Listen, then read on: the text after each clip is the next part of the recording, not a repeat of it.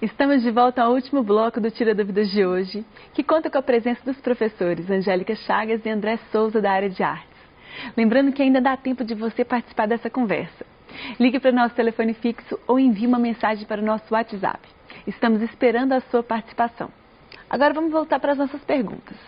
As perguntas que acabaram de chegar, do Luiz Fernando Ayala, do Colégio Martins Pena, professor. Olha só, quando surgiu o balé clássico?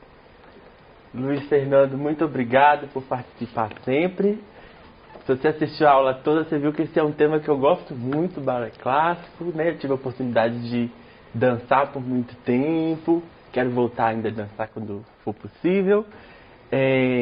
Então, não tem como precisar muito assim, eu não gosto muito, na verdade. Eu não gosto muito de precisar uma data assim.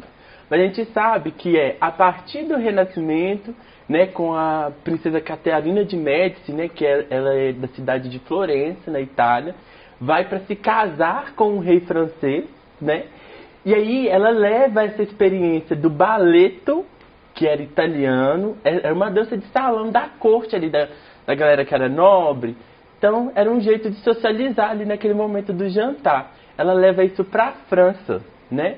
E vai ser no reinado de Luís XIV que o balé vai ganhar essa formatação toda, né? Então sai da Itália e chega na França como uma dança da corte, era o hábito dessa princesa que se tornou rainha, né? E fica ali dentro da corte francesa até Luís XIV tomar o trono. Ele gostava muito de dançar. E ele vai e constrói a Academia Real de Música e Dança, que é a Ópera de Paris, né? Hoje é a Ópera de Paris, né? Para que pudesse ser estudado, sistematizado essa dança ali dentro. E é por isso que a gente fala, né, que a dança e a música, e até mesmo o teatro, nesse período ali do século XVIII, XVII, eles não estavam muito separados, né?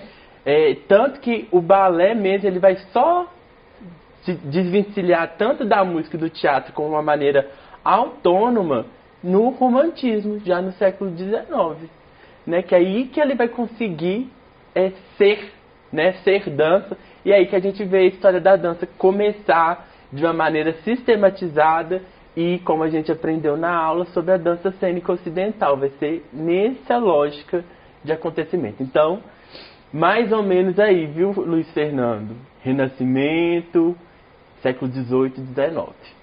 A importância, né, professor, do apoio, né, no caso dessa princesa, né, que, poxa, hoje em dia o balé se difundiu desde então. Ótimo. Interessante saber de tudo isso. Quais são as danças mais conhecidas no Brasil, professora? Pergunta do 5º ano. Eu ouvi funk? Eu acho que alguém respondeu lá de casa, funk. Eu acho que eu ouvi funk. Eu acho que eu ouvi também. Estava numa conversa sobre isso, porque teoricamente nos livros nós vamos encontrar coisas do tipo chachado, o baião, o forró, o samba de gafieira, né? Que para vocês, esse público mais jovem, provavelmente não ouvem com tanta frequência.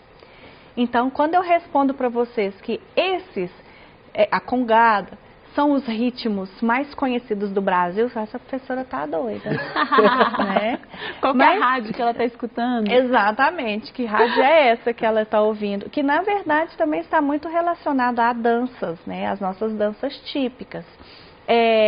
Então, o que nós precisamos entender? Que dentro da nossa cultura, nós temos esse tipo de dança, essa música, que é o chachado, que é o forró, ela está enraizada na nossa cultura. As demais, o funk, nem nasceu aqui, ela veio para nós. Então é importante que você se aproprie desses conhecimentos, né, para conseguir transmitir culturalmente que nós temos danças próprias. O frevo, por exemplo, né, que a gente só ouve falar no carnaval. Mas é uma dança muito dançada na região. Então, eu peço o seguinte, vamos também estudar e pesquisar sobre, porque o folclore, o típico, ele só sobrevive quando passado de geração em geração. Se nós perdermos esse hábito, daqui a pouco realmente nós não teremos mais conhecimento sobre essas danças. Aí um forró é tudo de bom, né? Bom Um demais. sambinha é tudo de bom. Angélica, e é interessante porque hoje, assim, né, essa é o ponto da questão. As danças no Brasil, elas estão muito relacionadas à música. A gente consome muito mais música do que pratica dança. Então, por exemplo, acho que todo mundo aí nas rádios, né, como a Gabi nos fez lembrar, toca muito sertanejo. Verdade. Mas poucas pessoas têm a noção de que quando se dança a dois do sertanejo, você está fazendo passos de forró. Da dança do forró, 2 para lá, 2 para cá. Aí quem sabe um pouco mais e consegue puxar, vai fazendo todos os movimentos do forró, né? Então, assim, o sertanejo, ele vai trazer, vai mesclar, né, esse modo de dançar do forró ali naquele estilo, né? Então, muitas das vezes a gente tem a vivência, mas a gente não sabe nomear ela, não sabe, né? Nossa, esse passo... A professora Angélica até dançou na aula para vocês, né? Quem não viu tem que ver. Reveja a aula. Dando aula de dança, né, professora? Eu sei que tem aula de dança aí, né? Adoro. Viu? Eu sou pé de valsa. Eu também adoro dança. Ótimo, professor, muito obrigada. Próxima pergunta veio do professor Manuel, da Escola Estadual Mestre Erália. Em algum momento a capoeira foi utilizada para a defesa de um povo ou era apenas para dança e diversão, professor? Bem, nós falamos, é boa essa pergunta ter aparecido, porque a gente falou um pouco de capoeira na aula interdisciplinar, né, dos 300 anos de Minas, né, teve artes, ensino religioso e educação física. O que a gente entende, né, na história da capoeira é que, na tradição africana no Brasil, a música ela nunca está desassociada da prática corporal. Né? Então, o modo como a capoeira se constitui, ela vai ter a musicalidade. Né? Mas a capoeira ela sempre foi uma forma de luta. Né? E, só que para ela conseguir sobreviver dentro do sistema colonial, ela teve que dizer que era dança, que era uma manifestação cultural, né? E que eu acredito que foi feita de uma maneira muito... de resistência mesmo, né, gente? Porque eu acredito que houve uma represália muito grande, né? O governo de Getúlio Vargas proibiu a capoeira, né, no país e qualquer outra expressão negra, né, no país. Então, é isso, não é meramente dança. Hoje, a capoeira ela é uma prática corporal, uma prática física, mas ela tá, na história dela, é uma prática de resistência, é uma prática de defesa, das comunidades negras, né? E que eu, André, tá? Acredito que o argumento da dança surja muito como uma forma de resistência dentro do sistema colonial. Vocês sabem que até a maneira de ditar o ritmo do berimbau, né? Que é o principal instrumento da capoeira, determinada, quando estava chegando alguém que não podia desconfiar que aquilo era uma luta, um ensaio para a luta, ele mudava o ritmo do berimbau.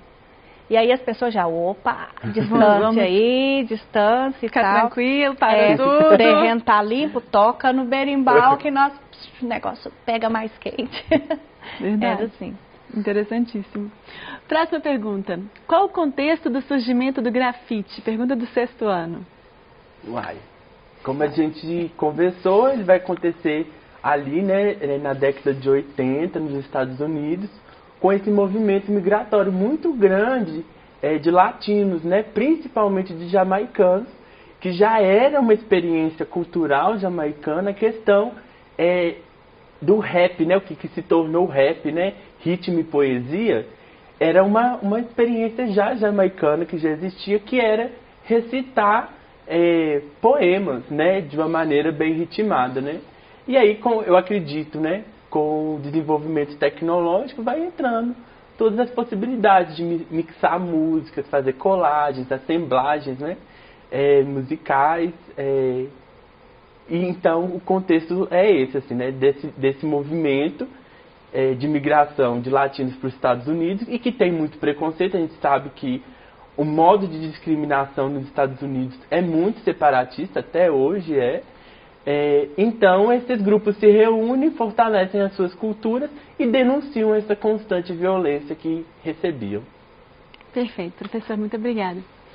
O que tem de especial, professor, na cerâmica do Vale do Jequitinhonha? Pergunta do 4º ano. André até já deu uma palhinha, né, André? Falou um pouquinho.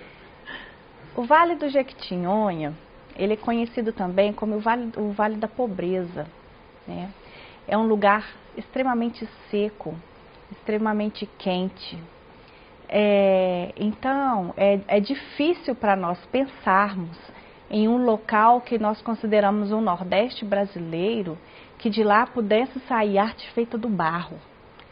Inclusive, quando eu estava estudando sobre isso, eu vou trazer uma questão para vocês, e vocês vão se virar com o professor de geografia.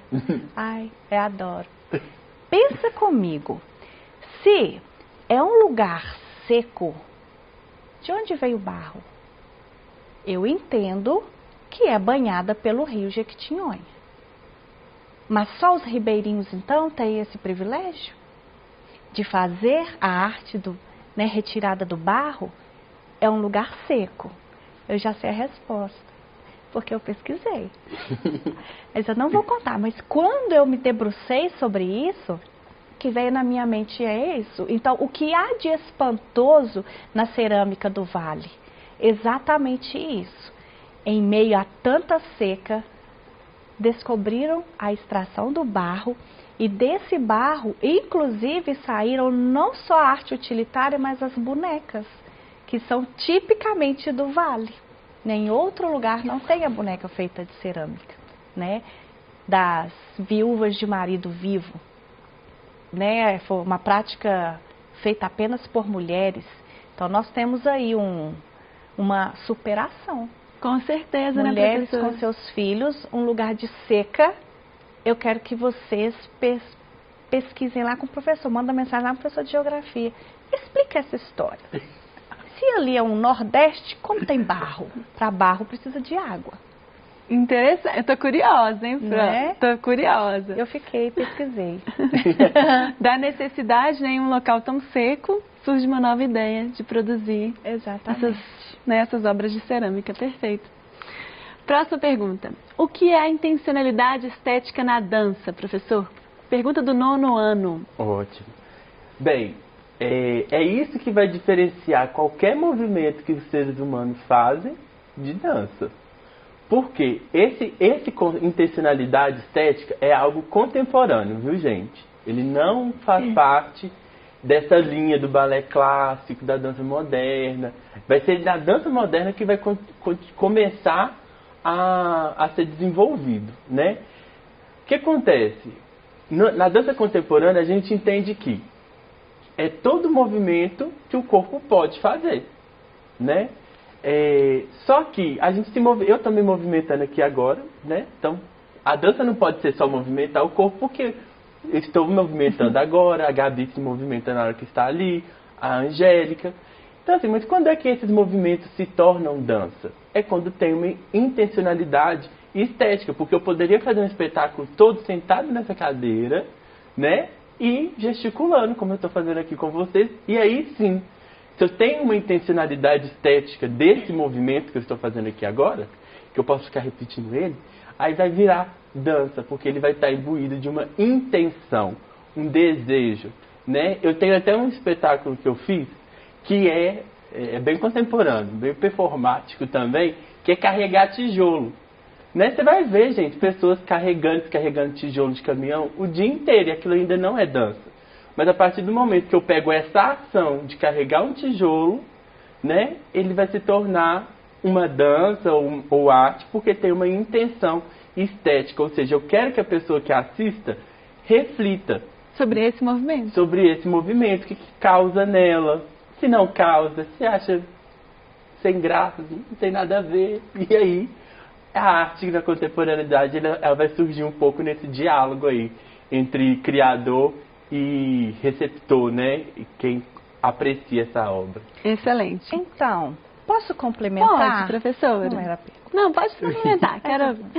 Complementando, porque foi um assunto também abordado na minha aula do 5º ano, né? A questão da dança. E lá tinha exatamente esse questionamento. Seu movimento, qualquer movimento é dança? Então, por exemplo, eu fiz isso aqui. Eu dancei? E se eu de repente ficar aqui? Então, o que vai ser a dança?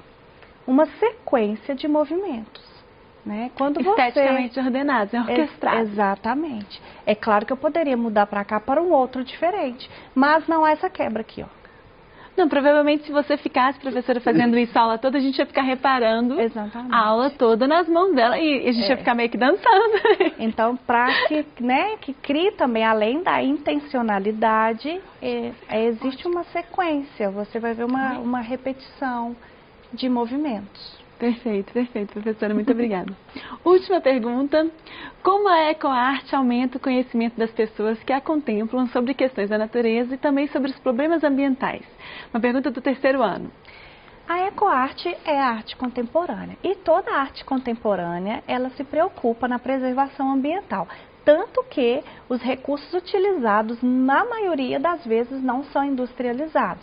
Eles tentam aproveitar o máximo possível que o nosso cotidiano oferece, que a própria natureza oferece. Então, quando você consegue fazer arte, minimizando a problemática ali do desgaste da natureza, por si só a pessoa já compreende que esse artista, ele preocupa com o meio ambiente. É claro que nós também temos a questão visual. Ele pode trabalhar visualmente defendendo uma ideia, como faz, por exemplo, Cladinberg, né, que utiliza galhos de árvores queimadas para produzir esculturas que ele diz que reviver aquelas árvores das cinzas. Então, como toda arte contemporânea, ele vai passar uma mensagem através desses materiais que estão disponíveis, né, que não precisou ser industrializado.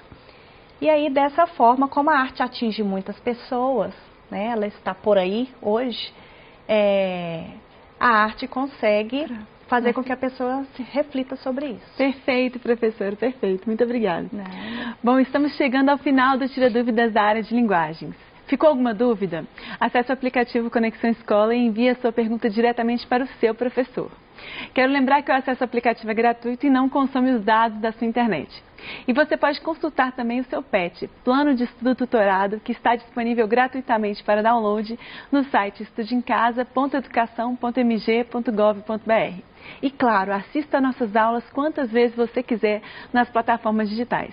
Agradeço a presença dos professores, muito obrigada, e dos intérpretes de Libras e principalmente a sua participação. Um grande abraço e continue assistindo a nossa programação. Até amanhã.